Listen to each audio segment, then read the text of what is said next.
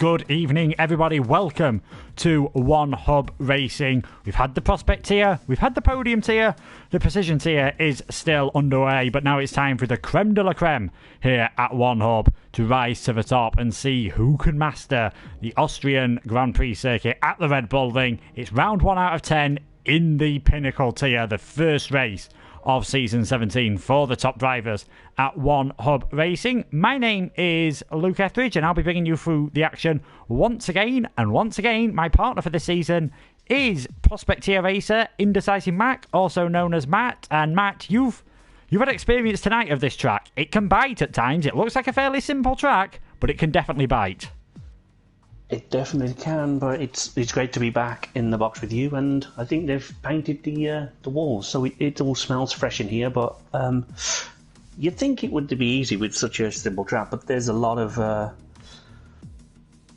it's not flat, I forgot the word for that, but yeah, it's not, and if you put the throttle down at the wrong point, then you are in a barrier.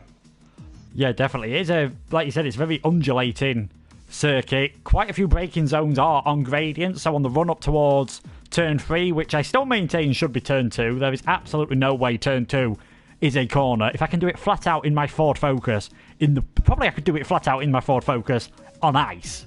There's no way it should be a corner for a Formula 1 car. Turn 3 is the best, well, one of the best opportunities to overtake that uphill braking zone. Then you've got the downhill braking zone into turn 4. DRS does play a big part around this circuit, and that is something a few of the drivers picked up on in their pre-race interviews, that you just kind of stick with everyone in DRS, and it does allow you to save a bit of ERS, and then maybe have a go around the rest of the lap. But half of the lap, basically, is a DRS zone.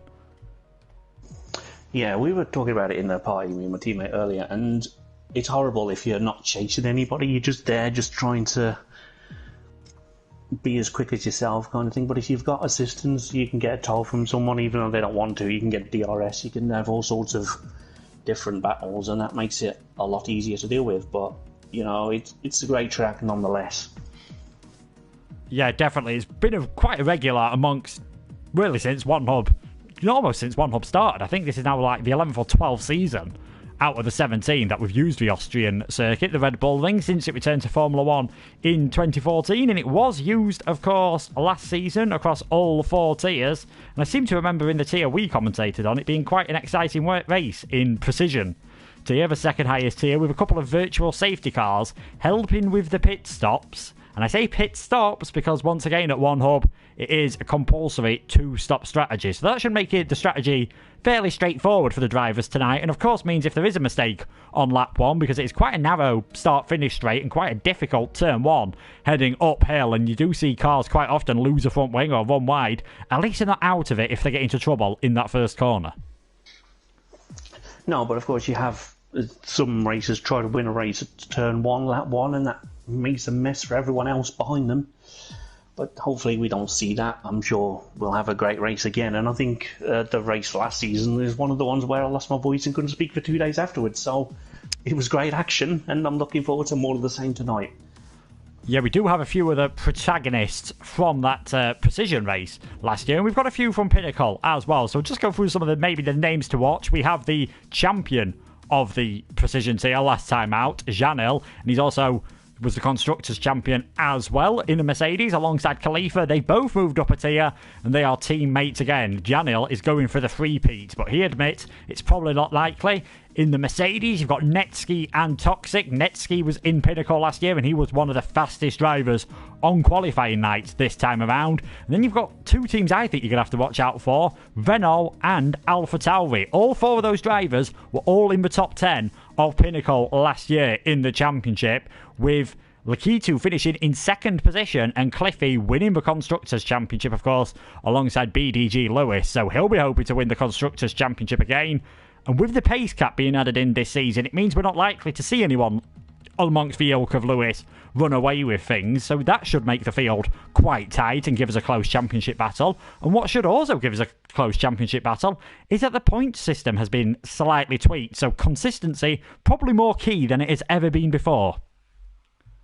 Yeah, well, consistency is my middle name, but it's not really, but I'm always pretty much one of the most consistent ones. I barely make mistakes in races, so hopefully I'll get a lot more points finishes. Well, you mentioned two of the protagonists from last season. One of them is rated as cold just for the banters. And, yeah, in the team's press conference were Williams and Racing Point. And you mentioned Louis as well. The star driver has now left, so how much worse is it going to get for Williams? To which they replied, Louis is a big loss for sure, and outside we have not done well in recent seasons, which is why we've made a big changes to our roster, taken back some gambles, but if they pay off, we won't be in decline anymore. I mean, they'll be hoping, like you said, they'll be hoping it pays off. They've got two new drivers to One Hub this season. They've got Samba Gamer, who is one of the race premium drivers here at One Hub, so that guarantees you a seat and gets you a few extra perks as well. And they've got Dynastics, the Dane, driving for them in the Williams, who I've commentated on before, but he can be a pretty rapid driver. So just because they're driving at a lower team doesn't necessarily mean you'll get a lower performance from them. As we saw last year, Williams are the reigning Pinnacle tier Constructors Champions, thanks of course to Lewis and Cliffy. So qualifying underway, 18-minute qualifying, 50% distance race across all the races, so that'll be 36 laps tonight. And so far, you'd imagine everyone's going to try and qualify on the softs. It is showing the only Toma on the mediums, but with that two-stop strategy, soft mediums should be fairly straightforward for most of the drivers around here, you'd imagine. Yeah, I would think unless there's rain in the race, which we don't know at this point, that could be the only reason why they deviate from that. But it's a long way to go, and someone's just leaving the garage now for an early run. It's the only Toma, 97, in the Haas. I'll go teammate. Of course, we are impartial in the box, but we try and be impartial. Sometimes we might be a bit less impartial, but we'll see how it goes as the season goes on. I'm sure we can learn to be impartial, depending on who we're cheering on. In fact, it's probably a good job I'm not commentating on you and Jess, actually, in Prospect, because I'm not sure I'd make a good job of being impartial then. So, yeah, quite a few quick drivers, as we were saying. Quite a few of them have appeared in the season. Quite a few of them did well in precision, such as your Janel, Khalifa. Lukey actually put in some really good performances last year in the precision tier. He's currently driving for the McLaren team. He finished 6th here, and I seem to remember that being one of his best races, so he'll be hoping for some pretty decent performances. They'll, of course, all be trying to get pole position. Austria does look like a fairly straightforward track, but with all the DRS zones, if you start quite a bit further down, it's not necessarily the easiest to overtake around the 10 corners of this circuit and the 2.683 miles. And it is going to be the only Thomas taking around then for our first qualifying lap of the Pinnacle tier.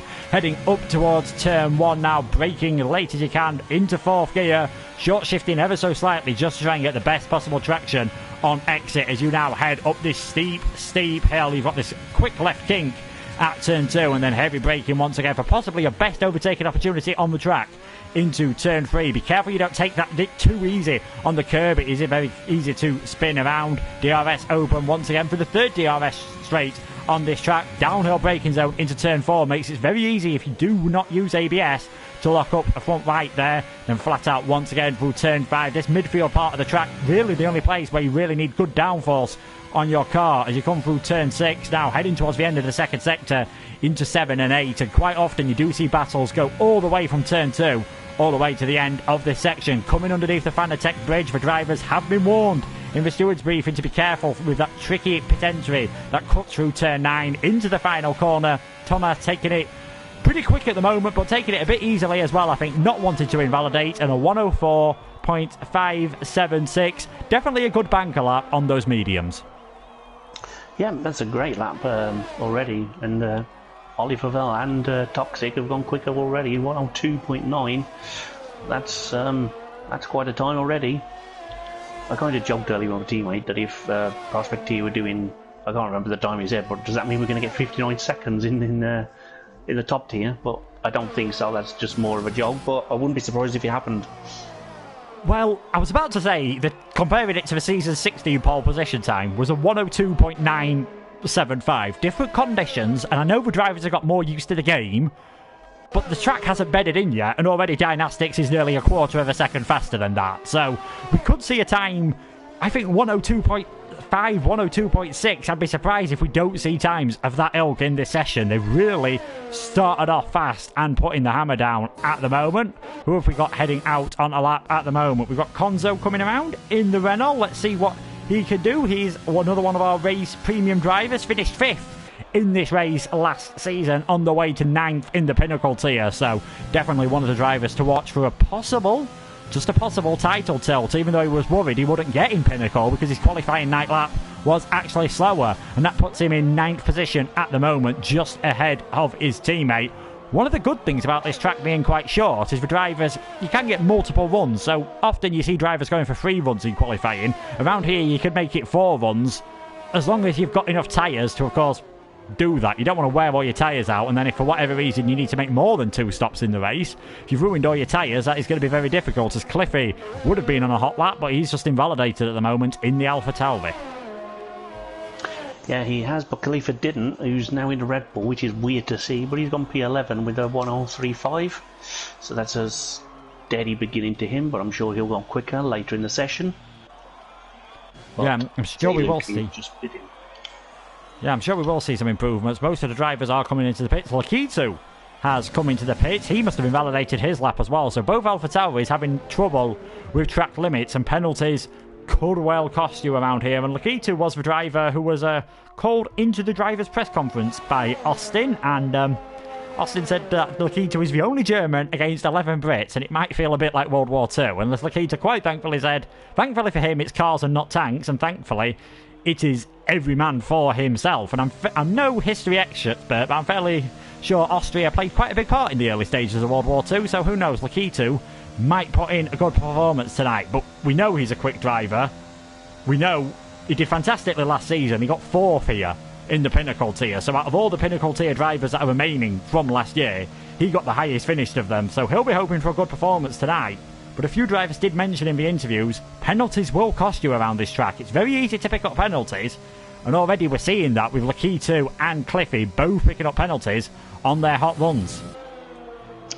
Yeah, it's so easy to invalidate, especially where Cliffy's coming into now as well. You can drift a little bit wide through that fast section as well, and that's another hotbed of warnings or invalidations in qualifying as it is. And the final corner is another one. You either go too wide or too early. You hit the yellow bit, you're off to Narnia, or maybe you're going to Switzerland or nearby countries. But if you take it too late, you drift wide, and that's also an invalidation. So very tricky to get it wrong, but we're into turn 1. He seems to have got it quite right so far, as he opens the DRS for the first time on this lap, as he hasn't yet get a time in, but I'm sure he'll do a better job of sticking to the track limits, as he does a 15.8 sector 1. I'm not sure how that translates to everybody else at the moment. I'll just have a quick look at the task to see. He's doing okay, it's up there. It's definitely up there in terms of pace, so we'll see how he gets around in about 30 seconds as he comes around this little bar of track, which has a name, but I can't remember what it is. Sorry about that. I want to complain. It's only really, I think, Monaco, Monza, Spa, and maybe Silverstone are the only ones I can remember the names of. The rest of them just get turn numbers, as Cliffy has invalidated again at that midfield place that you mentioned last time, Matt, where it's very easy to do. So he's put 3 laps on those soft tyres, 10 minutes to go in this session. He's not managed to get a hot lap in yet, so thankfully for him it is a short track, and he has got plenty of time to get back around then. And we're all talking about invalidations. Turn 10 is a tricky one as well, because if you invalidate at that part of the lap, that's your next lap ruined as well. Yeah, I was going to say that in my rundown, but I was on board with the driver who's doing a lap. But yeah, it's really frustrating sometimes to ruin 2 laps just by going a pixel wide. It's a little bit unfair, I think, but it's the same for everybody, so it's not as if it's VAR in football that benefits other teams, but hopefully that's not a problem. Yeah, and I think one of the drivers who has been caught out by that last time around was Dynastics. He'd done a 102.6, must have ran wide at turn 10, because when I was on board with him through 7 and 8, he had a valid lap, and it's invalidated his current lap as well, so he will be struggling ever so slightly to get another lap out of those tyres, but I don't think he'll be too concerned at the moment, as he is still on pole position with half of the session to go. It is Dynastics, Netsky, Toxic, Larkin and Lohmann's your top 5, and we're currently on board with Lohmann's teammate, Infamous Pillars. Did a few races in Pinnacle at the end of last season, so we'll see how he can do at the moment. 103.385, and look at that, he's already, we'd expect qualifying to be close around this circuit anyway, but 6 temps separating the top 10 at the moment. If it stays like that all season, we are in for an absolute treat. 10 races, of course, in this season, starting tonight with the Austrian Grand Prix. One of the circuits that the drivers do... They do always like this circuit, don't they? Most of them. The odd couple said they're not a big fan of it. But this seems to be a track that a lot of the drivers do enjoy, as Toxic now goes quickest. Yeah, he did, and Infamous Pillars also improved theirs. We were talking to P4 with a 102.9, so a lot of people in the 102s already, and I'll only expect to add to that group. But yeah, I'm not really sure why drivers dislike this track, but I can kind of, I guess, understand it for track limits purposes. Other than that, I don't know, it's a short lap, so if you make a mistake, I guess that's why. Just don't make a mistake and you'll be alright. Lakitu's going around the final corner. Yeah, we'll see what Lakitu... Oh, another invalidation for Lakitu. So that's... he's done that on the final corner as well. That's ruined... And it looks like he has. That's ruined his current lap as well. We'll see what last season's precision tier champ can do then. Janil, he's only 8 thousandths up at the moment. He's got that up to just over... Well, nearly a 10th and a half at the moment. So personal best for him.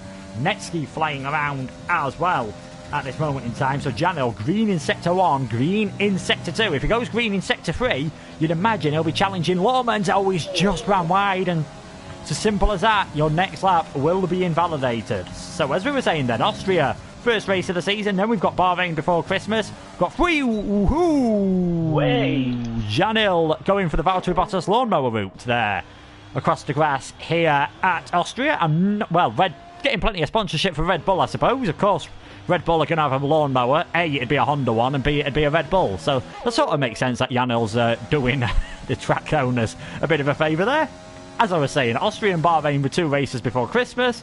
Then we have Hungary, Abu Dhabi, Brazil, Baku, Britain, Vietnam, Mexico, Japan, finishing the season off on the 26th of February. The drivers were asked which tracks did they like and which ones did they hate. I can't say I was too surprised that Baku and Vietnam were regular names in the hate column. No, I'm not surprised either. There was a certain driver which is in the league this season who said he'd rather defecate in his own hands and clap than ever drive Vietnam again. Well done, management. You certainly got him. I was about to say, like, please do not stream that for the good of everyone. Please do not put that anywhere. I think there was another driver, actually. I can't quite remember who it was. It might have been Lakitu who said, like, how on earth has this Vietnam got onto the circuit again? But I think there are worse tracks out there. Netsky now goes fastest for the 102.586. So it's time to come up with maybe the most pointless fact you're going to hear from anyone all season. My last 3 seasons at One Hub have been a Scandinavian driver in a Mercedes winning the championship. Netsky's from Sweden and he's in a Mercedes. Interesting. It's on then, I guess.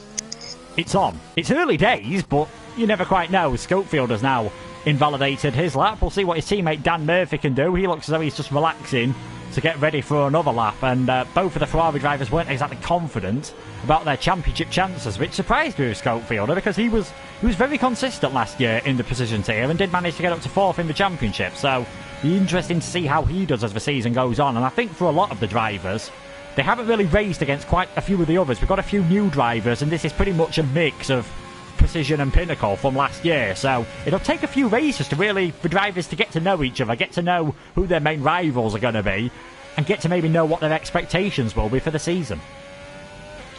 Yeah, definitely. And Konzo's just coming in, but he's improved to go P4, and there's another one in the 102.9 club. So drivers are always finding minimal amounts of time every time they go round, and hopefully by the time the end of the session comes, they will maximise their lap time. Dan Murphy is currently on a lap, and he's up through Sector 2, so I'll stay on board with him and see what he can do. Will he be another one in the 102s? We'll see in about 6 or 7 seconds as he comes around to the final corner. Can he keep it valid? Yes, he can. He's very minimal on fuel, and he crosses the line, and he does a 103.2. He got the numbers the wrong around there, but it's P10 for now. Yeah, we'll have to see what Dynastics can do with it. He's invalidated through the penultimate corner there. He'd gone the personal best in Sector 1. He has the all-time best in Sector 2, and you can see if he could just keep it on track, he'd be in 2nd place at the moment, but he can't do that. 4 minutes remaining. He's in 3rd. It's a Mercedes 1-2. How often have we said that? We haven't said a Williams 3rd too much, or a Renault 4th, or a Ferrari 5th too much in 2020, but that is the order at the moment. Dan Murphy now into 11th place. Not a bad place to be because you do get that fresh tyre choice. You do get the alternate strategy, but not as powerful the alternate strategy, as it would be in other leagues, just because of everyone having to do a compulsory 2-stop. And if you don't do 2 stops, it doesn't matter when you finish first or last, you are getting booted out of the race results, and it will be no points for you. We did mention the point system was slightly different this year. It's only 20 points for a win, as opposed to 25 as it was last year. The fastest lap point is still 1 for the top 10, 1 for the bottom 10.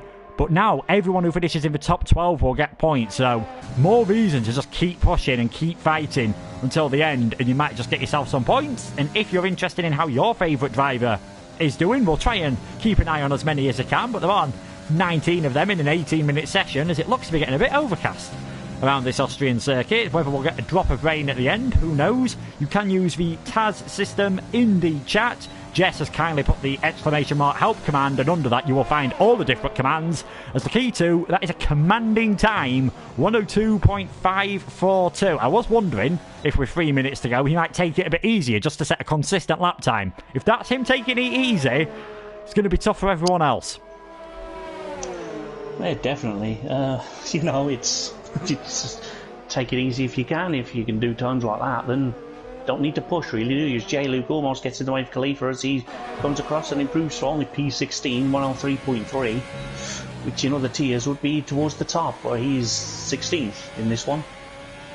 Yeah, 103.3, not a bad lot whatsoever. It's only 8 tenths off of pole position, let's not forget. But again, how close it is. We've got 17 drivers in the top within a second of each other at the moment. J. Luke, not really a representative lap time, and Cliffy, the final driver, hasn't set a lap time yet, so it'll be interesting to see how they all do. Let's go on board then with Netsky, who has gone purple in Sector 1. He's the fastest of anyone in Sector 1. He had a purple in Sector 1 anyway before, so he's really got that car set up well in a straight line. That could help him in the race for overtaking. We'll just keep an eye on him at the moment. Dynastics has retired from the session, as has Lakitu. I think they both finished their laps. Netsky, not even a personal best in Sector 2. He is struggling ever so slightly in that second sector. I think we have got a few drops of rain around this circuit. It shouldn't make a difference for the drivers that are on their lap now, but I imagine after this lap for everyone, that is going to be it. Netsky just gets a bit of opposite lock on through the final corner.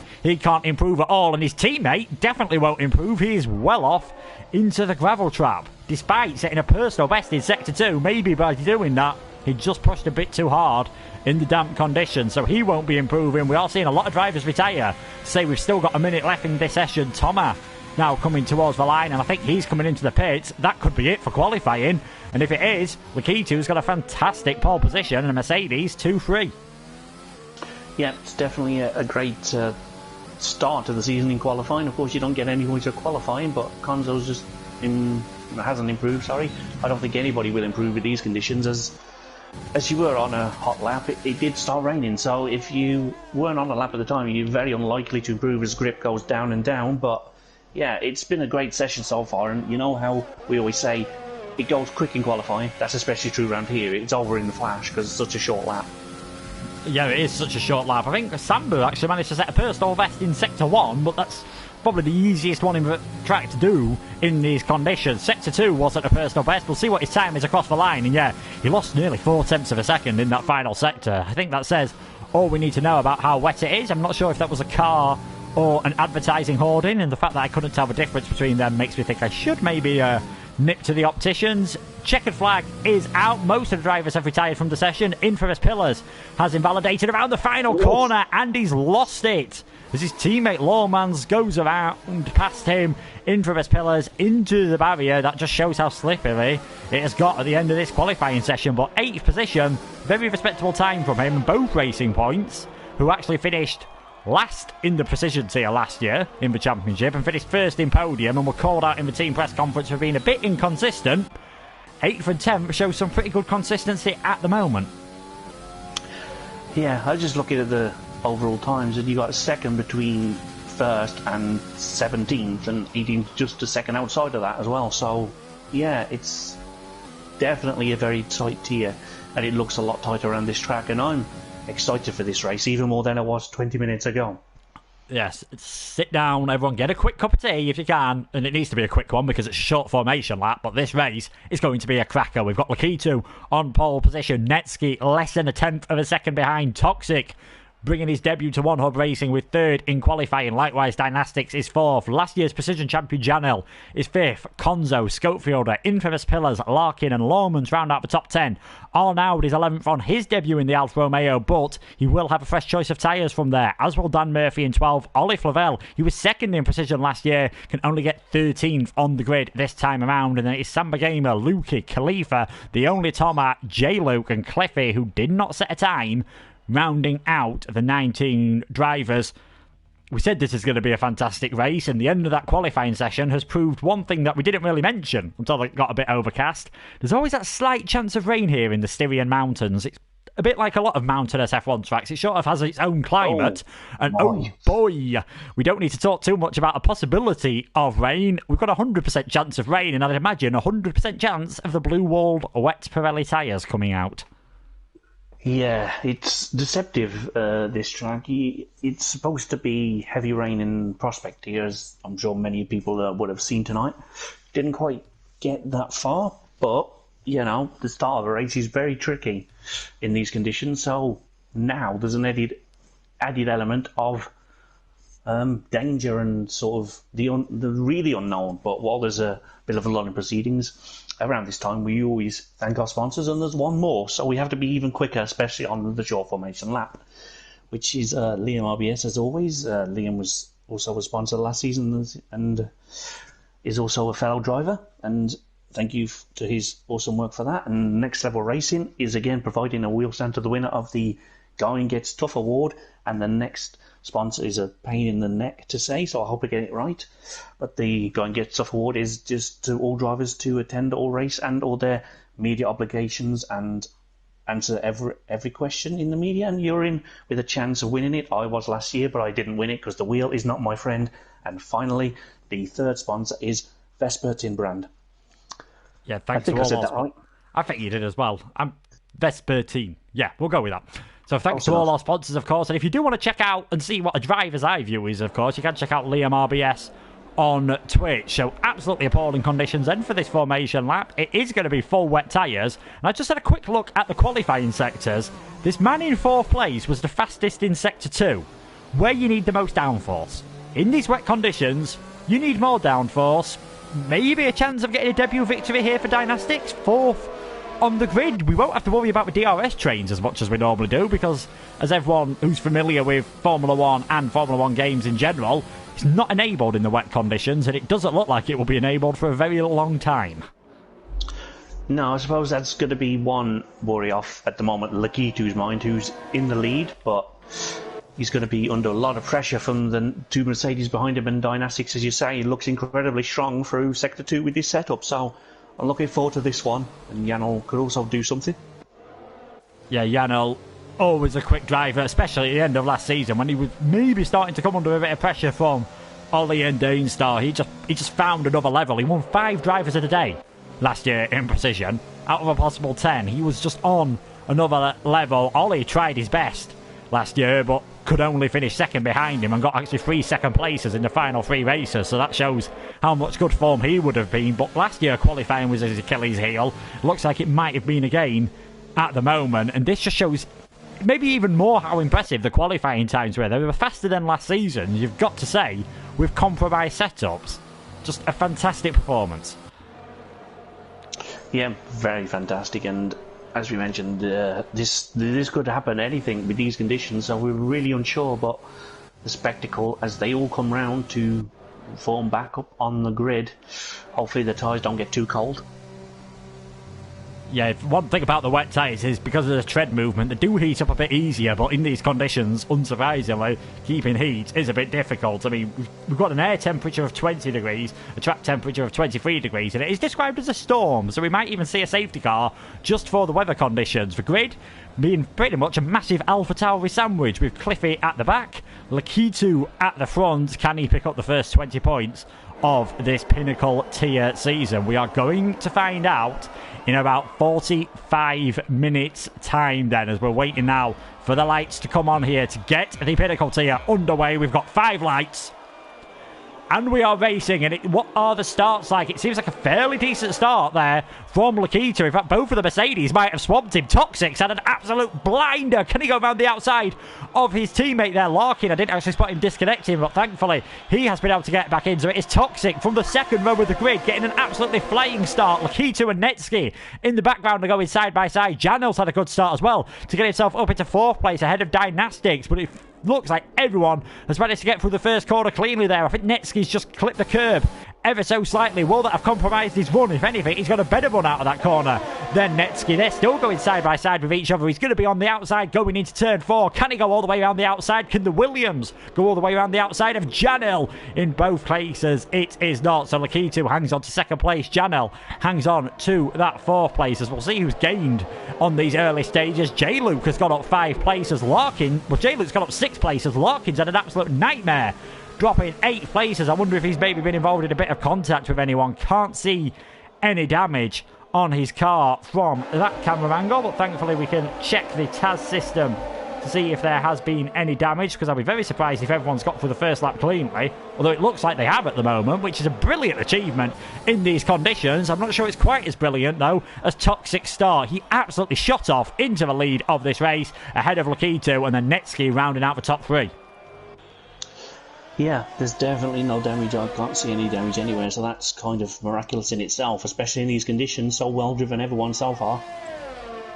Oh, we've got a yellow flag in the background, and that is Samba Gamer, I think, has been around, and we do have some damage, end plate missing on his front wing, so wouldn't be surprising to maybe see him come into the pits this lap, because you really do need, of course, you need that extra grip on your car. Now, a compulsory 2-stop strategy is very interesting in these wet conditions, because you can theoretically do a wet race without stopping. So you'd imagine when the drivers pit, could be a bit of a tell on what the weather conditions are going to be like, because we've got a battle for 15th at the moment between Thomas and Larkin. If they pit on lap 12, you'd imagine that suggests it might just be 12 laps on one set of wet tyres, 12 laps on another, and 12 laps on the final set of wet tyres. It's going to be very interesting how they play the strategy with the weather conditions.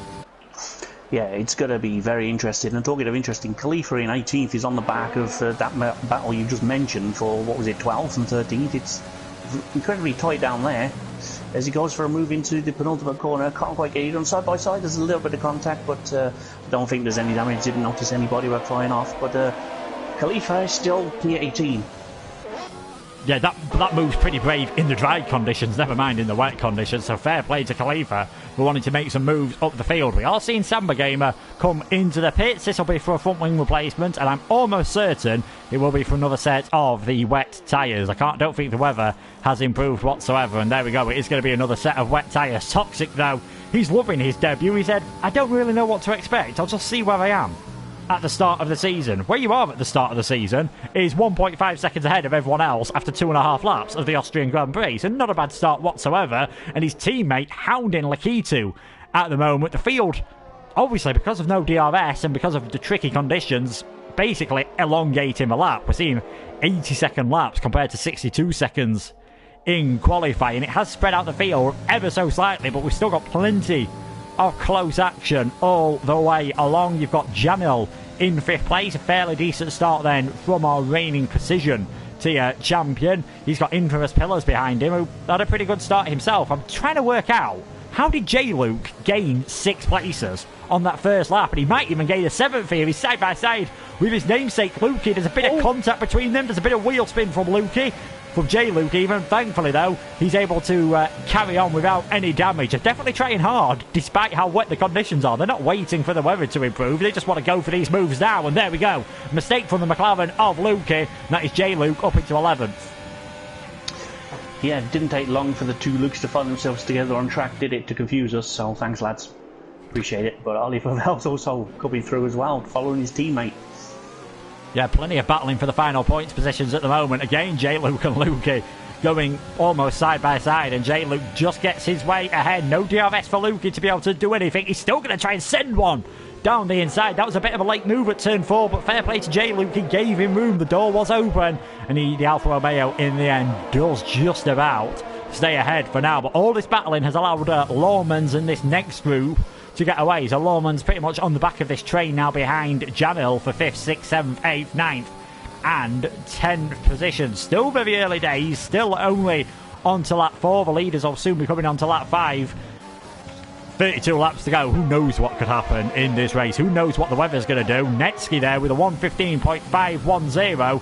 Pretty quick lap time at the moment. Still probably a couple of seconds off suggesting anything with the intermediate conditions. And I think these wet tyres will just give you a bit more security. As here we go, Netsky then in the slipstream of Lakitu. Just can't get past him at this moment in time. And Lakitu's gone slightly wide. I'm not sure whether that's intentional to get a better exit there, as now we've got Ollie Flavel getting past his teammate Lukey for 12th and 13th place, and Khalifa comes into the pits. And I said it wasn't quite intermediate weather.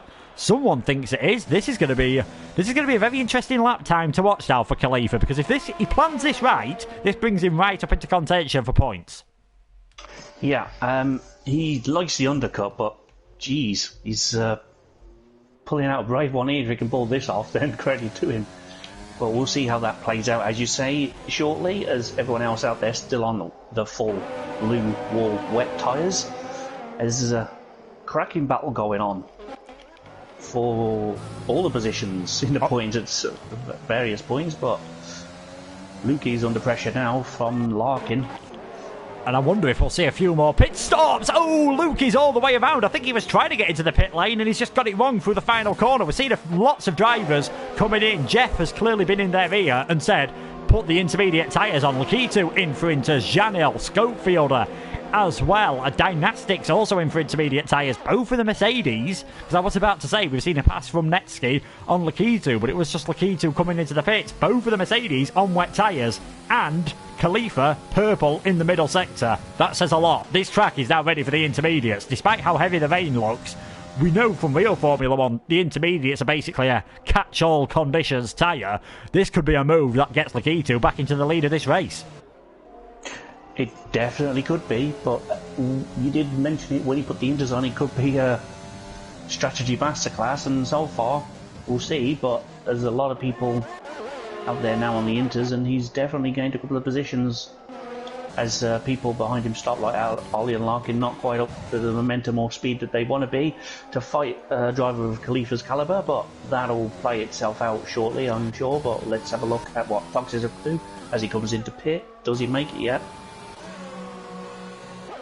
Netsky with the fastest lap of the race on the wet tyres, so he's still got good confidence in them. And because the double stack on this game works out a bit like the double stack we saw from Mercedes last weekend at the Sakhir Grand Prix, it's not really the best option, as Lukey really struggling on those wet tyres. He's now down to 17th and could even come out pretty close to Samba Gamers. We'll see where Toxic comes out of the pits then. Lakitu just coming around turn 1 now, but Toxic is able to carry on. He is in the lead of this race. Lukey around again. Khalifa, though, fastest lap of the race by 1.2 seconds. It is definitely intermediate conditions, and you've got to say Netsky and Dan Murphy are going to be the big losers from this, just from the fact that they were close to their teammates. Oh, you know, a big loser could be someone speeding into the pit lane. So, Lukey on this occasion, I'm sure he won't be the only one, but it's hard enough in the dry, but in the wet, you just skid over the line, unfortunately. Will Netsky be in this lap? I'm pretty sure he will be. I don't think he's got a choice, actually. J-Luke has got himself up to 9th now, ahead of Konzo. His team, well, J-Luke's teammate Arnold is in 11th, so there have been a few shuffles in that pit stop period, and Lukey, the only driver at the moment to get a penalty. It's been very clean, considering it's a wet race. Normally, you'd expect a few more penalties. If it was me, you'd expect a few more broken front wings and missing wheels and safety cars. But here we go. Netsky into the pits. Intermediates on for him. He's definitely going to drop a long way behind Lakitu and might even drop behind Dynastics. I think he'll be safe from Janil. We'll just have to wait and see. And there we go. Lakitu, fastest lap of the race. He's got a bit more confidence on these intermediate tyres now, just from the fact that he's used them. He knows where the braking points are, so maybe, just maybe, he can push himself a bit harder to try and get ahead of Toxic. And there we go, Netsky comfortably behind Dynastics at the moment, and Dan Murphy as well, another driver to lose out. He drops down to 17th position. All the drivers then having made their first compulsory stop, apart from Samba Gamer, who will have made 2 compulsory stops, but he will be coming in again because these intermediates, even if it stays like this, will not get to the end of the race. Now this could get very interesting. If the rain is forecast to stop near the end, do you hold out for as long as possible on this set of intermediates, hoping that it becomes dry, Or do you just change to another set of intermediates at a more normal point, round about lap 22 maybe, and then hoping it doesn't become dry? I don't know, I think it depends whereabout you are in the field when those milestones come up in the race. Personally, I'd prefer to hope that it goes dry at the end, but you can't guess on this game. You have to go at exactly the right time, as Khalifa seems to have done. He's up into P12, which is this season, as we've said, the final points playing position. But there's a long way to go yet, but the undercut certainly worked out for him again. Yeah, Cliffy has got himself ahead of Larkin. He's got himself a 3-second time penalty now, while doing so for multiple warnings. So Cliffy up into 14th position after starting in last place. Sure, he'd have been hoping for a better start to the season, but he's not far off the points, so still definitely has a good chance of sneaking into the points. Looking back then at Jano with infamous Pillars behind him. Is Pillars thinking about sending one down the inside into turn 3? The door is open there, but you hit the curb in the dry conditions. It sends your car a bit slidey. In the wet is very difficult indeed, so he just loses a bit of momentum there. It looks like, barring any mistakes, top 4 probably going to be battling for the win at the end of the race. We've got Toxic, Lakitu, Dynastics, Netsky, then this battle for 5th place with Janel, Infamous Pillars, Scopefield, J-Luke, Konzo, Arnold. Pretty much the entire field not too close far behind him. Mistakes really costly, as Sam Gamer and Lukey have unfortunately found out. 20 seconds off the back of the field in 18th and 19th. It looks as though Toxic's now got his tyres up to temperature. He's got a bit more confidence in them on lap 10 of the race. We start, he has got the fastest lap of the race at the moment. Well, Netsky's now got it, I should say, with a 1:12.847. He's got to try and close up to the back of Dynastic, who, to be fair, is closing up to the back of Toxic and Lakitu. We could have a four-way battle for the lead on track soon, as Cliffy has gone around at the worst possible point to have a broken front wing on the pit straight. Oh dear. Yeah, it couldn't be much worse for him, could it? But unfortunately, he's going to have to struggle that round, and he's probably going to be plumb last when he reaches the pits. He's struggling to slow down for turn 1, such as the impact of the front wing. Infamous Pillars here has got a run on Janel. He's managed to get ahead before we get to turn 4, so a great move from the Racing Point driver. Now, he's been stuck behind Janel for a bit, so we'll have to see if he's got the pace in that pink car to get ahead and break a gap to Janel and possibly even catch up to the top 4 drivers. It is already quite a sizable gap, 6 seconds after only 10 laps. Or will Janel still be able to stay in his slipstream? We'll just have to wait and see how it goes for this midfield battle. But again, Infamous Pillars, one of the drivers in the Pinnacle tier last year. He was near the bottom of the Pinnacle tier, but maybe now that a few of the faster drivers have left the league, it's just giving him a bit more confidence to fight at the front. 5th position for the Racing Point driver at the moment. Out in the lead of this race, still it is Toxic, who got the lead with an absolutely fantastic start as Netsky, first driver near the front of the field to pick up a penalty. Just looks like Toxic's just controlling it at the moment, and Lakitu not too bothered about going for an overtake. Dynastics does, though, just seem to be reeling in a 10th or 2 every lap. Last lap, the top 2, 1:13.2. Dynastics, a 1:13.1. Netsky, 1:12.9. Yeah, there's a little bit of clawing, and Cliffy's had enough in the pit lane. He sped into the pit lane, and that was as far as he could go. Unfortunate for him, but everyone else is still out there. But yeah, Pillars definitely seems to have the pace on Janel now. He seems to be pulling away. Now he's got past him. Yeah, Janel does seem to be struggling ever so slightly. So you've got to wonder, can Scopefielder, J. Luke, and some of these others maybe start to put the Red Bull under pressure? Did Janel maybe go for more of a heavier wet setup, or even a heavier dry setup, but he's just struggling in these intermediate conditions? We will have to wait and see, as I almost thought he was heading towards the pit lane as Scopefielder. I don't think he's had an off, but he's had a big moment somewhere, because he drops behind J-Luke, he drops behind Konzo, and he drops behind Arnold, who gets a penalty while committing to that overtake. So Scopefielder down into 10th position at the moment. It just shows, even though it's drying up at the moment, you've got to say one slight mistake can ruin your chances, as Netsky could find out, because it looks like he's got the pace. He's just got that 3-second penalty, and because he had to stay out a lap longer, he's now down to 4th. Yeah, but in theory that should give him the advantage, as he has fresher tyres. So it all works itself out somehow, but we're almost at we're at the 3rd race distance now, so this could be very easy. Netsky has a bit of a moment coming around the corner there. He seems to lose traction, but he's held it, but that's definitely cost him more time. Yeah, dirty air, of course, a bit of a bigger effect on this game than previous games, but the drivers might have had a season now to get used to this. We've got a battle through turn 5 and 6, and Schofield are just hanging on through Lawmans and Khalifa there, ready to pounce if there is another mistake from any of these guys in this train. But Schofield are holding on into 10th place. Janil seems to have stabilised his pace ever so slightly, whether he just overheated the tyres or ran out of ERS, needed to cool everything down. He's now in 6th place. Toxic picking up a penalty, and it suggests he's picked up the pace as he's finally got more than a second ahead of Lakitu. So of course in dry conditions that would mean the AlphaTauri didn't have DRS. It's wet. No one has got DRS at this moment in time, but he is definitely upping the pace at the moment. Toxic, who was quicker last time around by 0.4 of a second from Lakitu, and all the drivers setting their personal best last lap times suggests the conditions aren't getting worse. And of course, as their fuel burns off, the intermediates don't wear as heavily as a set of slick tyres, so not too surprising to see all the drivers pushing hard and not really setting slower times. Of course, that means the undercut not as effective as it would be in the dry.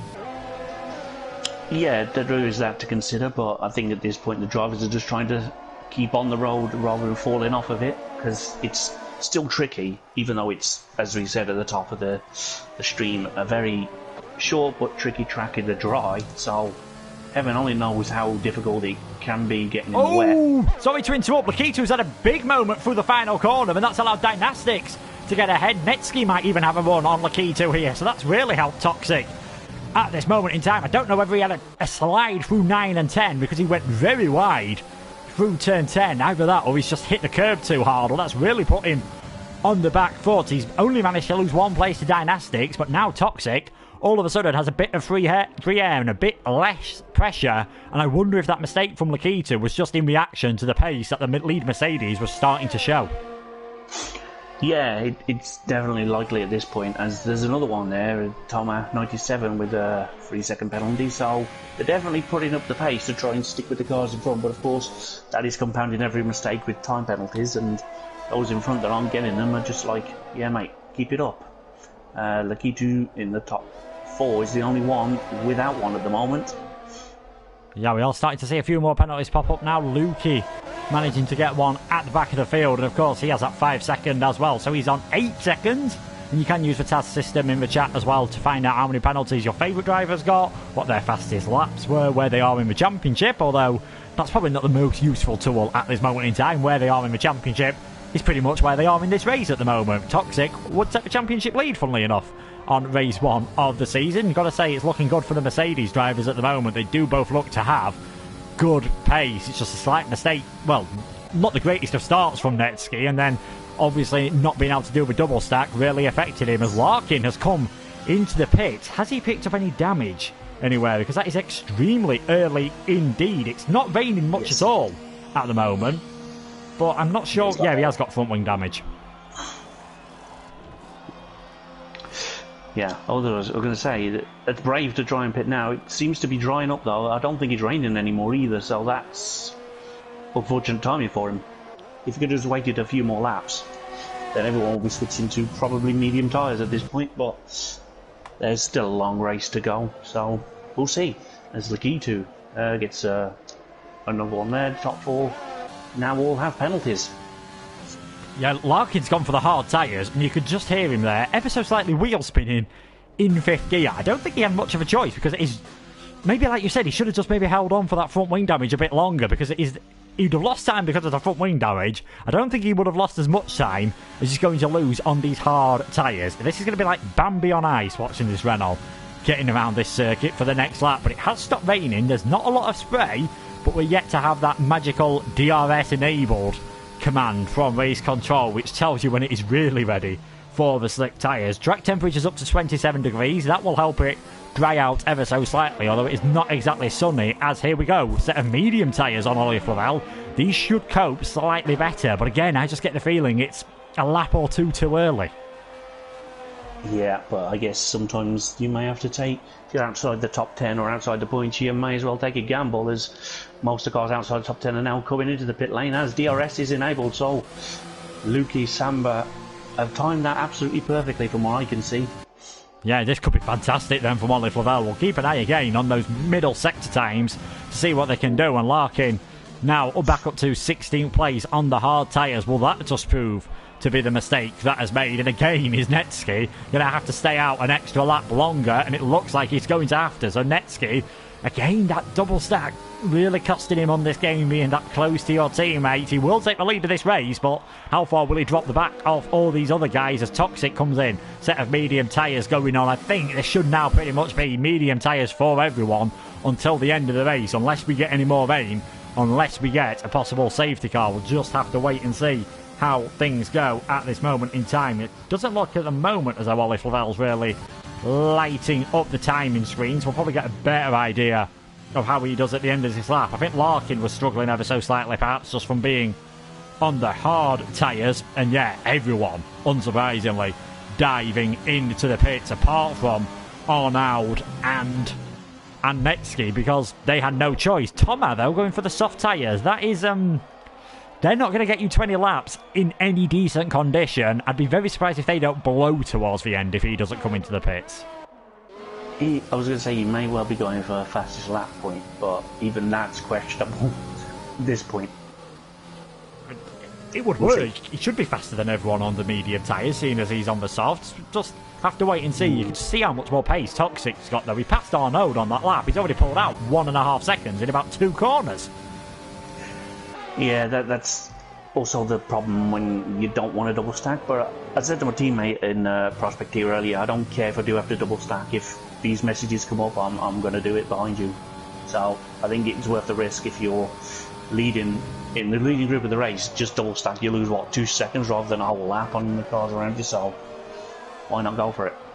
Yeah, why not go for it indeed. Netsky didn't seem to do as bad of a job, but he's definitely lost a few seconds, and Arnaud you'd expect to drop a long way down the order. So we might now have a fairly straightforward run to the end. You wouldn't expect too many pit stops. Olive Lavelle, fastest lap of the race, first driver into the 109s. It is definitely dry conditions then. Toxic leading though, 1.9 seconds ahead of Lakitu, 2.6 ahead of Dynastics, 5.7 ahead of Netsky. All the top 4 have penalties. Infamous Pillars holding on to 5th just from Janil. At the moment, they've managed to keep it clean. As of Jay, Luke, Konzo, Scopefielder and Ollie, Lawmans is 11th, and Arnaud with that penalty currently holding on to the last points position from Khalifa. Now, the drivers still need to be a bit careful. They won't have as much grip offline, and if they just hit the curves ever so slightly on these medium tyres, because it's not exactly warm out there, could easily find themselves sliding off circuit. But this could be good. We're now going to see what setup compromises the drivers have made. We know we've got a dry qualifying as Dynastic sets the fastest lap of the race. We're now going to see how the setups have affected the drivers and if anyone was faster in the dry and the wet. And we're also going to see what effect DRS can have around here. Yeah, we'll see that very shortly with some cars as the fastest lap times continue to tumble, and Janel's just gone purple sector 1. So yeah, there we go, the Thomas 97 with the fastest lap of the race so far, and he is in P15, so that would be a point outside the top 10. So let's just see the progress of how far he can go on the soft tyres. Or medium's probably the best tyre to be on, as all the battles are about to start again. Yeah, medium's definitely the best tyre to be on from a race point of view. Tom has probably secured himself the fastest lap point outside the top 10, unless we see a few late pit stops there. And currently inside the top 10, beg your pardon, is being held by Infamous Pillars, the only driver in the top 10 in the 106s. So he's definitely feeling pretty good on those tyres at the moment. Then on board as Toxic, or Lakitu now gets the fastest lap of the race, despite not having any DRS, so that is very impressive indeed. On board with Dynastics, who's about half a second behind Lakitu. He's sort of in that range where you get the DRS, but you just lose a bit of time in dirty air. And maybe if the Dynastics has gone for a more downforce orientated setup, he might struggle to get past the Alpha Tauri here, even with the DRS. Yeah, you could well struggle, but the penalties fall in, as well as the fastest lap points, as Khalifa just picked up a 3 seconds. So that changes everything. At the moment, the leader has 6 seconds of penalties and everyone's behind him has only 3. So Toxic's not doing enough at the moment to win the race, but there's still 16 laps still to go. So we'll see how that plays out, where he can pull up a gap, or if there's any distance behind him, as they undoubtedly close up to each other as they have done. Dynastics is half a second behind Lakitu, who is just under 2 behind Toxic, so this battle's not over yet, and it's only going to get more intense. Yeah, it is. There's going to be some pretty intense battles, and there we go. Dynastics 105.773, taking advantage of these DRS zones to just gain up onto the back of Lakitu. Is he going to be close enough for a run through 2 and into turn 3? He's definitely closing on the back of the AlphaTauri. He might be late enough for a lunge, and he was close enough that Lakitu felt he had to go ever so slightly defensive. He's just hit the curb a bit too much as the Danish driver, and it just cost him ever so slightly. It did say in the pre-race interviews he can overtake in all 3 DRS zones. He's going for it in the last one, down the inside on the AlphaTauri of Lakitu. Has he got the traction on the exit of the corner to get the car ahead? He has indeed. Dynastics now up into 2nd place. So as it stands, on track to take a victory in his debut race. If he picks up a penalty, though, it'll be Toxic on track to take... Well, it'll be Lakitu on track to take a victory in his debut race. It's all penalties, and that could all change the order of this race at this moment in time. As further down the field, Lawmans has managed to get his way ahead of Ollie Flavel. This battle now for the final points position. 4 cars, only 3 of them will finish in the top 12. Lawmans leading Ollie Flavel, Khalifa and Arnold at this moment in time. A great move from Dynastics. Now we'll see if he's got the pace to maybe catch up to Lakitu. Catch up to Toxic, sorry. Maybe him and Lakitu might need to work together, though, and use the DRS just to help them catch up to that Mercedes. Yeah, that would be the smarter thing to do at this juncture of the race, as another driver down at the back of the field gets another 3 seconds. So it's not like they're not trying. They are pushing very hard, and credit to all the drivers. Some of them are just pushing a little bit too hard where it matters, but Schofield is lining up Konzo for a move, so I'll check on the progress of that at the moment while you take us through the leaders.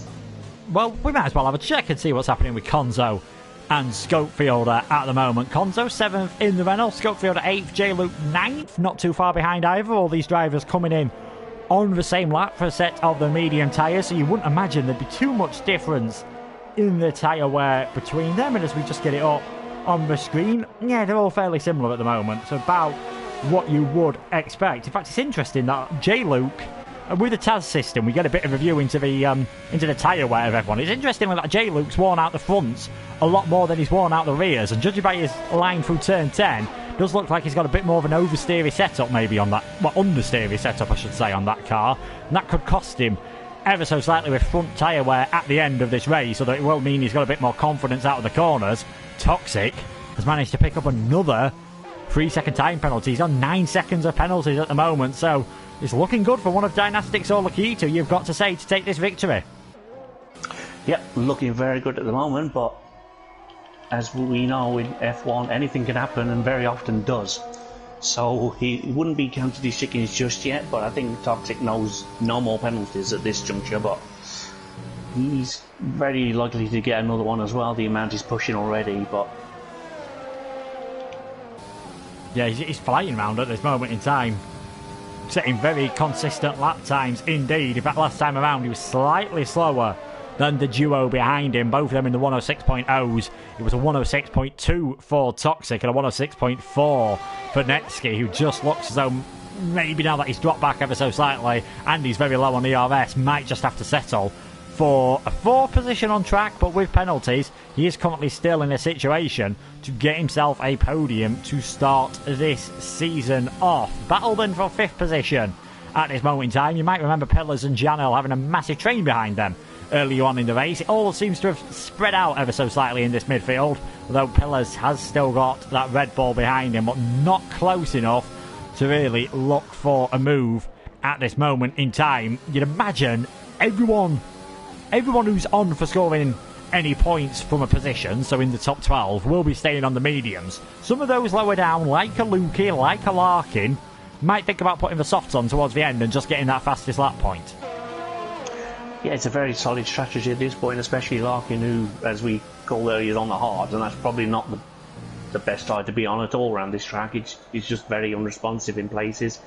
But there is a massive battle going on behind J-Luke. You've got J-Luke, Lawmans, Ollie, Khalifa, Arnold, and they're all fighting for the final point. So, the final point positions, I should say, not the final point itself, because you know, they're all inside the points, so we'll see. This is getting good.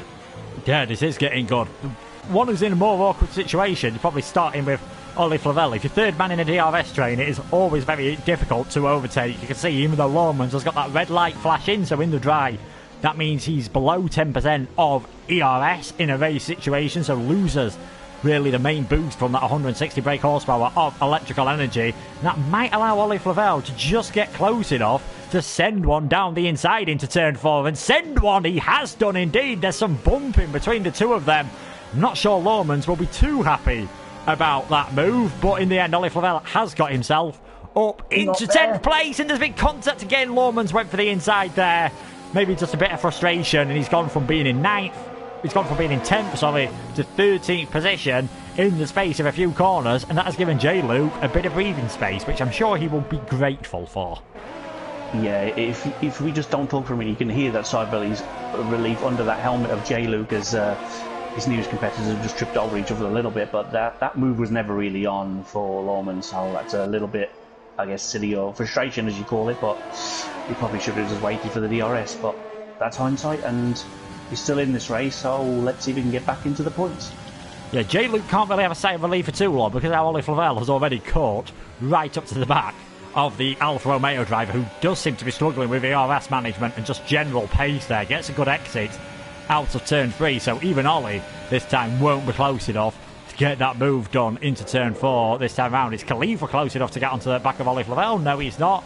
He stays just behind him. Lukey picks up a penalty, as does Netsky, picking up another penalty. So out of the fast 4 in this race, the Mercedes driver do seem to be struggling a bit more with track limits at this moment in time. 10 laps remaining then, and here is the battle as it stands with penalties for the lead of this race. It's second and third out on track. Dynastics 2 seconds behind Toxic, who is Toxic 2 seconds ahead, I should say, Dynastics, and then Lakitu only 2/10 behind Dynastics at the moment, and can afford to save his ERS. He's got about 50% more. Lakitu can just wait and wait and wait until the end of this race and then go for the move, a bit like what Janel has done on Infamous Pillars, last season's precision champion, up into 5th.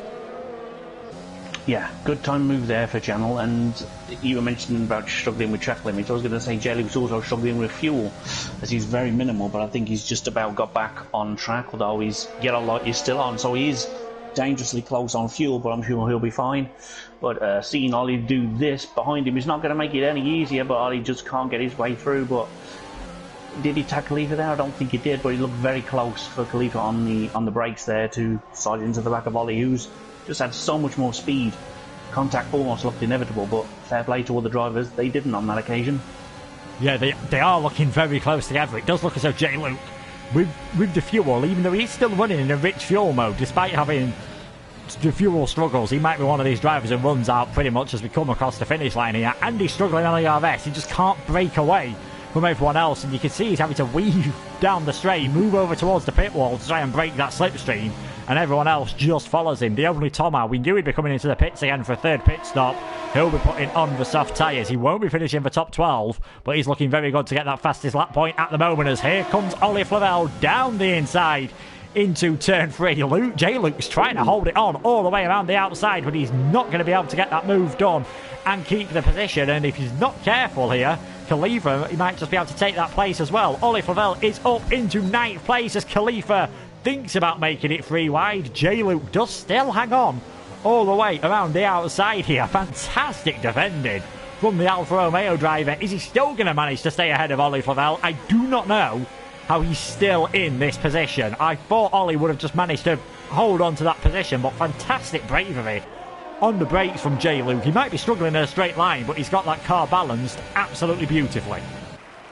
He has, but Lawmans was having a go at Arnold in the back of this battle as well, but Arnold seems to have come out on top at the moment, as Lawmans had a little bit of a stability issue coming out of the fast left-hander. He went a little bit wide and just had to lift, so Arnold's got a reprieve there, but still in the DRS. So Lawmans has a better turn 1, and this train is just getting bigger and bigger. Yeah, this is sensational. At the front of the field, we've had a very decisive move, possibly, as Lakitu has managed to get ahead of Dynastics. Ollie Flavel again trying the same as he did last time on J. Luke, and it is the same result. Still the Alfa Romeo managing to stay ahead. I've no idea how this is happening. And Ollie Flavel started to run out of ERS, as is Khalifa. And McLaren again down the inside. And again, J. Luke's just got the confidence on the brakes to hold it around the outside of turn 4. It's like the racing line's changed around that corner. Khalifa's now trying to think about the outside at turn 6. He knows if he goes too aggressive, he might lose places from behind, as Lawman's chucks one down the inside of Arnold to get into the final point scoring position. He is now into 12th place. It is all kicking off all of a sudden. You've got Samba and the only Tomer battling for 16th and 17th. It's only for pride at the moment, but I know the Haas driver will want to get ahead and use those soft tyres, and he does so. So he is now up into 16th, Samba 17th, Lukey the 18th and final runner. 7 laps to go, and another chance for Ollie Flavel to get ahead of that Alfa Romeo. He must be sick to the sight of that rear wing by now. Yeah, and as you say that, I think he's got it done. Yeah, he's got it done much earlier this time, so gets the move done well before the corner. J. Luke has for DRS, but it's really been on braking alongside. He's been able to hold on to Ollie Flavel at the moment, and Lawmans is fighting his way up. He's got ahead of Khalifa. Surely J. Luke's not close enough for a move. No, he is not. But you can see there, he is so much better. Just looks better on the brakes. Doesn't seem to be locking up. So I'm not sure if he does use any assists at all. But if he doesn't, he's doing an absolutely fantastic job modulating that brake pedal to just have so much confidence into these braking zones. I do now think the McLaren of Ollie Flavel will just escape away, and needs to escape away, seeing as he has a penalty at the moment and J. Luke does not. So could be a safe 9th position if Ollie Flavel can maybe gain a bit of time. Khalifa picks up a penalty. He's on the back of this train at this moment in time, and we haven't really spoke too much of the leader because he's just been out on his own in this stint. He's picked up a few penalties, but he's still 1.8 seconds in the lead of this race. But it does look as though after everything is sorted out by the stewards, it will be Lakitu taking the victory. Yeah, it's looking very likely now with only a handful of laps to go, but nevertheless it's been an exciting race and not short of action, and somehow Khalifa's down in 12th, but you said a moment ago about you're not sure if was it J. Luke who uses assists. We can see that in Taz, so that tells us everything we need to know. So if we just have a quick look at that, we can see who's on which assists and who's got traction off and that, which most of these drivers have traction off, to be fair. Some are running ABS on, some of them are not. Yeah, J. Luke is one of the drivers that does have ABS on, and that probably explains part of it, but I think even with ABS on, I'd have found a way to skid off the circuit at some point in time. He's doing a great job indeed there. He's in 11th place at the moment, but that ERS usage does just seem to have cost him ever so slightly. And this could be an interesting battle up ahead, because Lawmans might feel a bit aggrieved from that pass on Ollie Flavel. He tried to get a move back on the McLaren driver and wasn't able to do so, as you just see Khalifa in the background now getting up into 11th place. Lawmans has managed to fight his way back onto the back of the McLaren, so this could be very interesting for the end of this race. He's trying to close up onto the back of Ollie Flavel. His teammate Infamous still trying to close up onto the back of Janel in their battle for 5th and 6th place at the moment. You've got Schofield at 7th, Konzo in 8th. They've got their own little battle going on at the moment. The Ferrari just ahead of the Renault driver for now, and you get the feeling in a lot of these battles, as Lukey picks up a penalty, they're not quite over yet. You'd imagine with all the DRS zones, still with 4 laps to go for the leaders, there's going to be plenty of opportunities for everyone to get a move done now, and we are seeing some pit stops lower down the field for Lukey and Samba Gamer. Yep, there's going to be a battle for fastest lap at the end of the race, and that's all good, especially when you're not going to get anything else out of this race unless something catastrophically bad happens. Now you might as well go for 1 point rather than hang on for none, and if all 3 drivers down there are doing that, then that's just going to make their battle even more exciting. We will keep a check on that, but they're not really close enough on track to see, as Arnold and J. Luke are teammates. I've just figured that out, they're both in the same car. We're on lap 33, so I always spot things almost immediately, but I just wonder if they're just playing it safe and just saying, oh, quicker than you, I'll stay ahead. But 2 Alphas, 12 and 13, they're on the back of this train. They could still both get a double points finish. Yeah, they could if it all goes a bit wrong between Ollie Flavel and Lawmans here. They're basically trying to go round the outside, not able to get the move done. Can he get a cutback on this McLaren? He's got to be careful though, because he's got Khalifa all over the back of him. They are just starting to get away from both of those Alfa Romeos at this moment in time. 3 laps to go, and it's closed up for the lead of this race as well. Toxic, 7/10 of a second ahead of Lakitu, who's about a second ahead of Dynastics at this moment in time. Lakitu, never mind wanting to take the win on penalties, he might be wanting to take the win on track at this moment in time. Back to the battle then for 9th, 10th, 11th, 12th and 13th place. Surely Lawmans isn't going to go for a move into turn 1. He's so much more pace then than Ollie Flavello. I think was almost begging the racing point to get ahead of him, and he gets a terrible exit. Does Lawmans there, and this is going to give Khalifa, the Bahraini, a chance if he had any ERS, and just look how much Lawmans is catching up to Ollie Flavel. ERS management so important in these cars. Arnold gets ahead of J. Luke for 12th. Yeah, and Khalifa just tapped the back of the racing point there, which luckily nothing fell off the car, but that could have gone very, very wrong, as they're still at it, look. McLaren and the racing point, and there goes Khalifa into P10. Khalifa's been threatening that pretty much all race with this battling, just waiting for a mistake to happen in front, and gets the position done. A tiny bit of contact from Ollie and Lawmans. Lawmans was on the outside line, couldn't get the best exit, and there we go. Khalifa is now up into 10th position. There's some battling in the lead of this race as now. Toxic 4 tenths ahead of Lakitu there. Lawmans picks up another penalty. He is really fighting hard to try and get himself back up the order there. Lukey's made another pit stop.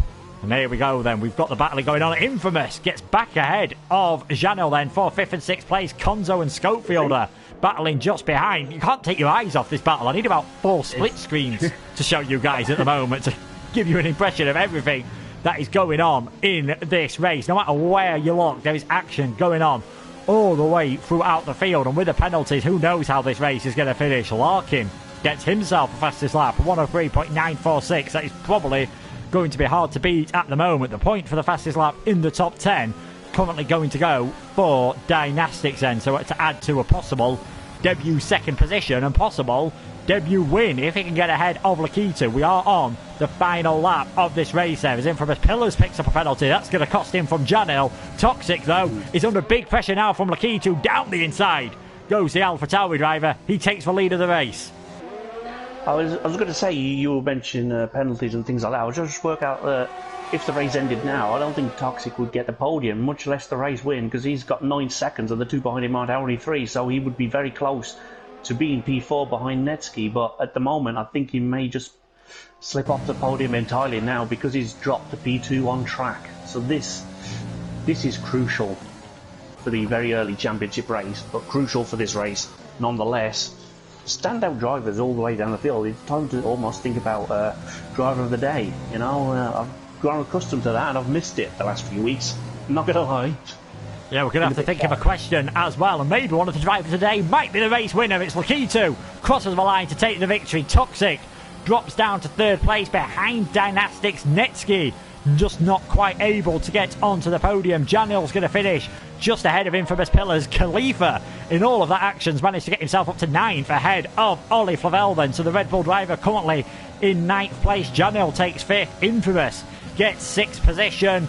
Konzo, actually no, Scopefielder kept it clean. He jumps up to 6th ahead of Infamous Pillars. Konzo is 8th. We'll have to see how it all lines up between these 5 drivers battling for the final 4 points scoring positions, and I think it is going to be Arnaud who misses out. J. Luke, who was 13th across the line, he gets 9th. Then Ollie, Dan Murphy, he kept it clean, he gets up into 11th. Then it is Khalifa, Lawmans, Arnaud. Larkin will get the fastest lap in 16th, so he'll get the point for that. Thomas is 15th. Samba Gamer and Lukey have already finished a lap down. And breathe. I think we're going to do, because I need the oxygen. I think if this carries on, we're going to need another commentator every so often just to give us a clue, because that was frantic towards the end. In-game driver of the day goes to J. Luke. We're not sure if one of us is going to pick that at the moment. You'll find out very shortly. But what a way to welcome us back to another season of One-Up Racing. Lakitu there proving he could drive. Maybe not the best of dancing, taking the victory in the Alpha Tauri. Great 2nd place from Dynastics on his debut, and Toxic had the pace, just then penalties cost him, and then just maybe wore his tyres out a bit too much towards the end of the race. Remains to be seen. And looking, as I try and look at the TAS system, he had similar tyres to everyone else, so maybe just the pace of Lakitu, who did actually a very good job of keeping his tyres in order, and that is why he took the victory from pole position. That makes it sound straightforward, but as you can see with the weather in the background, it most certainly was. That Dynastics and Toxic podiums on their debut. Netski, a bit caught out by the pit stop strategies, can only finish in 4th. A great return to the Pinnacle tier for last year's Precision champion Janel in 5th. Scopefield a 6th. Infamous Pillars, Konzo, J. Luke, Ollie Favell, Dan Murphy and Khalifa round out the point scorers. Lawman and Arnaud both missing out on points due to penalties. The only Toma is 15th. Larkin will get a point for the fastest lap in 16th. Samba and Lukey a lap down. Cliffy, the only retirement in a pit lane, and I wonder if he's ruining, maybe not staying around, because who knows what could have happened at the end of this race. So many fantastic drivers. Which one are you picking, Matt, for your driver of the day? It's tough, but I think I'm going to have to go with someone that didn't get any in-game penalties at all, which discounts the top 4. I think I'll go with Scopefield. I think he seems to be... And the question I'm going to ask him is, you seem to have started where you left off last season, battling Yanel and the cars around you. Is this going to be less of a step up than some people thought at the start of the season, or was this just the nature of the track that got you this 6th place?